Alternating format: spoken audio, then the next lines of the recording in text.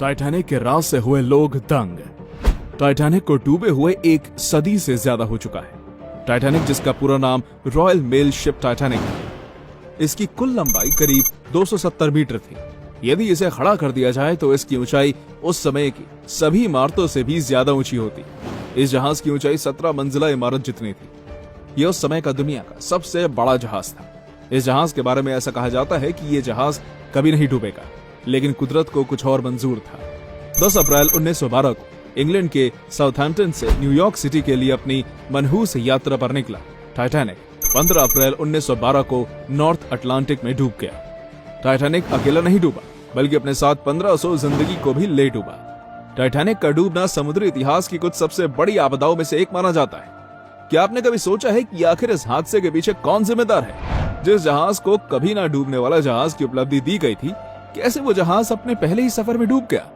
जानने के लिए बने रहिए हमारे आज की इस वीडियो के साथ अंत तक। वीडियो शुरू करने से पहले यदि आप चैनल पर नए हैं तो हमारे चैनल को सब्सक्राइब करके बेल आइकन को प्रेस कर दें, ताकि हमारी आने वाली वीडियोस की नोटिफिकेशंस आपको मिलती रहें। तो चलिए शुरू करते हैं। दुनिया का सबसे बड़े जहाज टाइटैनिक 14 अप्रैल 1912 की आधी रात को एक आइसबर्ग से टकरा गया और घंटों तक चले जद्दोजहद के बाद 15 अप्रैल को यह जहाज पूरी तरह से जलमग्न हो गया। टाइटैनिक डूबने की वजह बर्फ के पहाड़ से टकराना था, लेकिन इसमें कई लोगों की लापरवाही और रहस्य इसके साथ जुड़े हैं।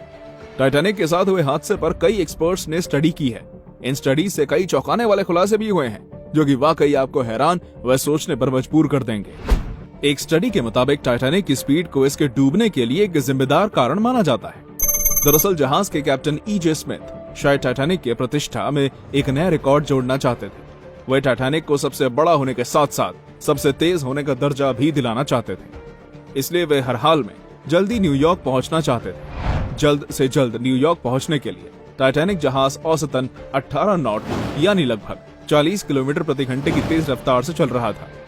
अगर जहाज की स्पीड थोड़ी कम होती तो उसके सामने आइसबर्ग आने पर जहाज को आसानी से नियंत्रित करके मोड़ा जा सकता था और 1500 लोगों की जान को बचाया जा सकता था। लेकिन स्पीड ज्यादा होने की वजह से जहाज को नियंत्रित नहीं करा जा सका और जहाज आइसबर्ग से टकरा गया।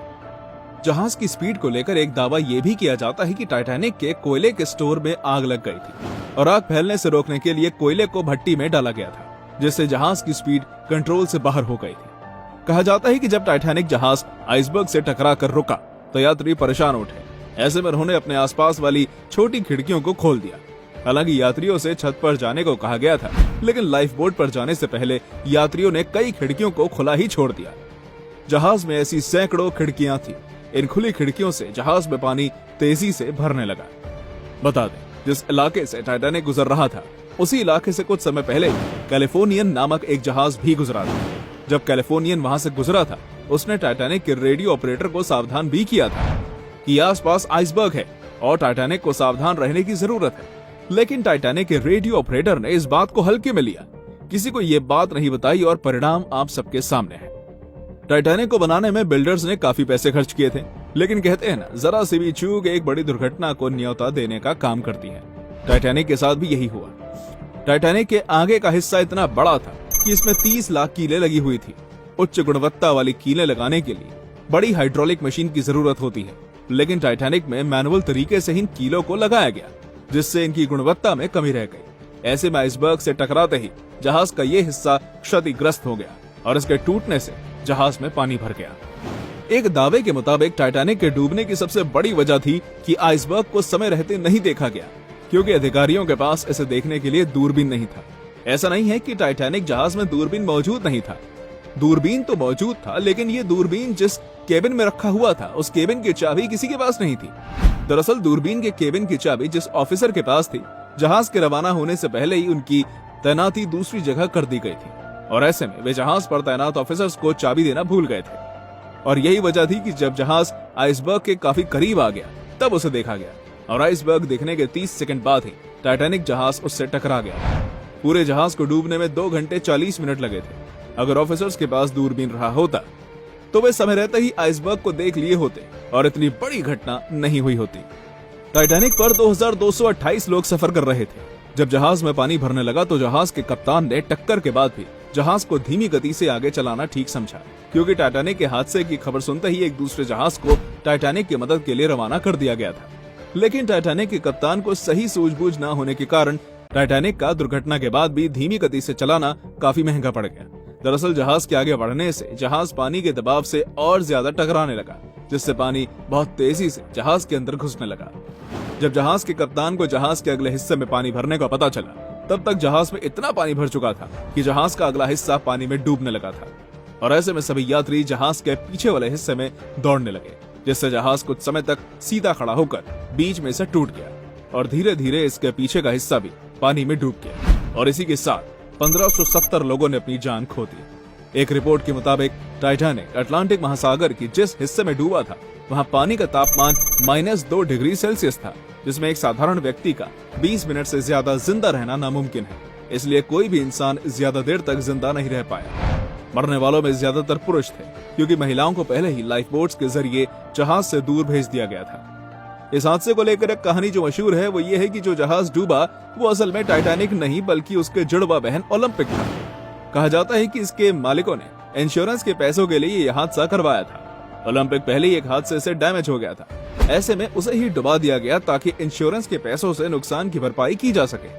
हालांकि बाद में खोजबीन में डूबा हुआ जहाज टाइटैनिक ही निकला। टाइटैनिक के डूबने से जुड़ी एक रोचक तथ्य ये भी है कि इस जहाज में एक श्रापित मम्मी को ले जाया जा रहा था। ये मम्मी जहां जाती है मौत लाती है। इसी मम्मी के श्राप से ही ये जहाज डूब गया।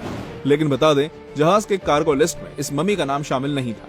इसके अलावा इस अनलकी मम्मी को बाद में ब्रिटिश म्यूजियम में भी देखा गया।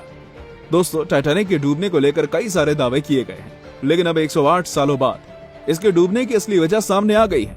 बता दें, इसके डूबने की वजह का खुलासा एक आयरिश जर्नलिस्ट और लेखक सेनन मोलोनी ने किया है। उन्होंने 30 साल तक इस हादसे पर रिसर्च किया और दुनिया के सामने इस जहाज के टूटने की असली वजह को लेकर आए हैं। उन्होंने बताया कि टाइटैनिक के डूबने की असली वजह सिर्फ उसके बड़े आइसबर्ग से टकराना नहीं बल्कि समुद्री जहाज के बॉयलर कक्ष में आग लगना था। बॉयलर कक्ष के कोयला बंकर में आग के सुलगते रहने के कारण टाइटैनिक जहाज की पेंदी पूरी तरह से कमजोर हो गई थी। दरअसल टाइटैनिक के रवाना होने से पहले ही उसमें रखे कोयले में आग लग गई थी और ये आग करीब 3 हफ्ते से जल रही थी, जिस पर किसी की नजर ही नहीं गई। आग की वजह से जहाज के नीचे का हिस्सा भी लाल पड़ चुका था और अटलांटिक महासागर में टाइटैनिक के उसी हिस्से पर आइसबर्ग टकराया, जिस जगह आग में जलकर लाल पड़ चुका था।